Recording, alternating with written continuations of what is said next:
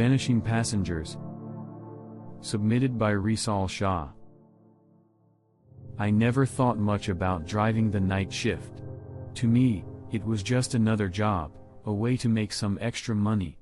I had just started as a relief driver, filling in for regular drivers whenever they fell sick or had some emergency. It wasn't supposed to be permanent, just a way to get my foot in the door.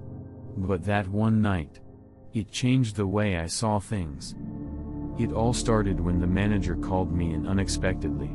"Rizal, we need you to drive the last bus tonight," he said, his voice unusually tense. "The last bus?" I repeated, trying to keep my voice steady. I had heard about it, the bus that ran the final route after midnight. The one that no one wanted to drive. "Yes, the regular driver is sick, and you're the only one available. The pay is double, so it's worth it." I wasn't going to say no to double pay. I was young, eager to prove myself, and honestly, I didn't believe the stories floating around. They were just superstitions, right? But the way my colleagues looked at me when I agreed to drive the last bus, it was like they knew something I didn't. "Just follow the rules," one of the senior drivers, Ahang, told me quietly as I prepared to leave. "Don't miss any stops, and make sure you open the door at every one, even if there's no one there." I laughed nervously. "What do you mean?" Ahang's face darkened. "The last bus isn't like the others.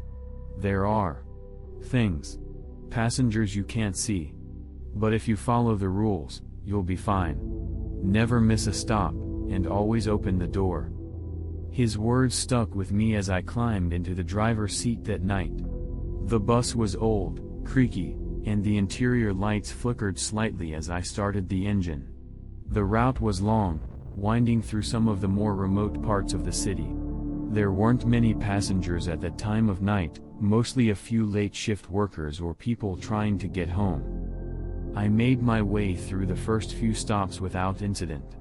The bus was quiet, the passengers few and far between.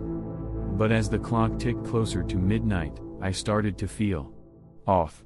It was hard to explain, but there was this heaviness in the air, like something was watching me. At one stop, a man got on, middle-aged, wearing a faded shirt and carrying a briefcase.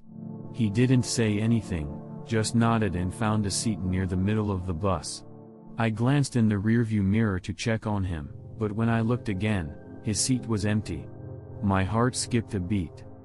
Had he gotten off without me noticing? No, I would have heard the door. I shook my head, trying to focus. Maybe I was just tired. A few stops later, I saw a group of women standing at the side of the road, waiting for the bus. They were dressed in old-fashioned clothing, the kind my grandmother used to wear. I pulled over, opened the door, and they climbed on without a word. As I pulled away, I glanced in the mirror again. Empty seats. I slammed on the brakes, my hands shaking. The bus was completely empty. The women, they were gone. Just like the man before them. My mind raced. What was happening? Was this some kind of joke? But the fear in my gut told me otherwise. I remembered Ahang's warning, never miss a stop, and always open the door. But I was stubborn. After all, why should I open the door if there's no one waiting? It didn't make any sense to me. So, at the next stop where there were no passengers, I drove right past without stopping. That's when things started to get worse. The bus felt heavier, like the weight of unseen passengers pressing down on the seats. The air grew colder, and I heard faint whispers coming from the back of the bus, whispers I couldn't understand. I kept glancing in the rearview mirror, but the seats were empty. At the next stop, I hesitated. No one was there. I was tempted to drive past again, but something about the heaviness in the air made me stop. I pulled over, opened the door, and waited for a few seconds. The cold draft that swept through the bus made my skin crawl, but when I closed the door and started driving again, the whispers stopped. Still, my stubbornness got the better of me a few stops later. There was no one waiting, and I thought it was a waste of time to keep stopping for empty air. So, once again, I skipped the stop. That's when I heard it, the faint sound of footsteps walking down the aisle of the bus. My hands tightened on the steering wheel as I glanced in the rearview mirror. The seats were empty, but I could hear the footsteps growing louder, as if someone was pacing back and forth, just behind me. I pulled over at the next stop, my heart pounding, and opened the door. The cold air rushed in again, but this time, I felt something else, a presence. It was like the bus wasn't empty anymore, even though I couldn't see anyone. From that moment on, I didn't dare skip another stop. By the time I reached the final stop, I was drenched in sweat, my hands trembling on the steering wheel. I pulled over, opened the door, and waited. The bus was silent, the night air still. But I didn't move until I had counted to 10, just like Ah Hang had told me. Then, I closed the door and drove the empty bus back to the depot. Ah Hang was waiting for me when I returned. He didn't ask how it went, he didn't need to.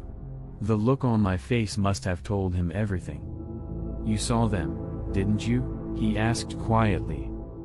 I nodded, my throat dry. "Yeah. I saw them." Ah Hang sighed, clapping a hand on my shoulder. "That's the last bus for you.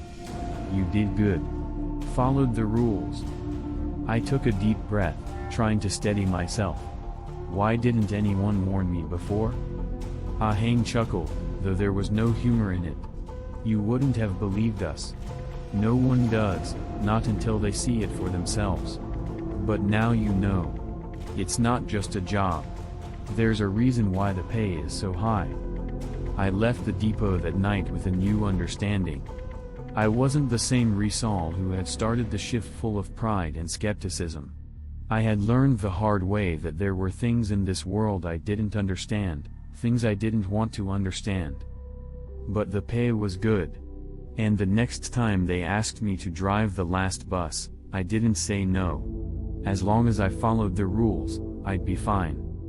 Or at least, that's what I told myself.